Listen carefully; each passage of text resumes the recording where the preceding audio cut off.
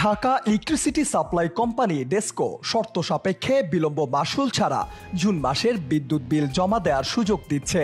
যাদের বিল জমাদানের তারিখ ২০ জুলাই এবং তার পরে ছিল, সেই সব গ্রাহকরা ৩১ জুলাই পর্যন্ত বিলম্ব মাশুল ছাড়া বিদ্যুৎ বিল জমা দিতে পারবেন বলে ডেসকো জানিয়েছে। ১৯ জুলাই সকাল থেকে মোবাইল ডাটা কাজ করছিল না। সন্ধ্যার পর ইন্টারনেট সেবা পুরোপুরি বন্ধ হয়ে যায়। এতে করে বিদ্যুৎ ও গ্যাসের প্রিপেইড মিটার গ্রাহকরা চরম বিপাকে পড়ে যান। সারা দেশে অনেক গ্রাহকের ব্যালেন্স শেষ হয়ে যাওয়ায় বিদ্যুৎ সরবরাহ বন্ধ হয়ে যায়। একদিকে রাস্তায় রাস্তায় আন্দোলনকারীদের ভাঙচুর, অগ্নিসংযোগ, কারফিউ জারি।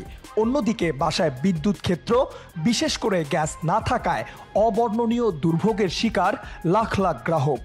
কেউ কেউ অভিযোগ করছেন তাদের কার্ড রিচার্জ করতে ৮ থেকে ১০ ঘন্টা পর্যন্ত লাইনে দাঁড়াতে হয়েছে। বিদ্যুৎ বিভাগের তথ্য মতে সারা দেশে ২.৫ কোটি গ্রাহক প্রিপেইড মিটার ব্যবহার করেন। বিদ্যুতের অফিসগুলোতে হাজার হাজার গ্রাহকের ভিড় বাড়তে থাকে।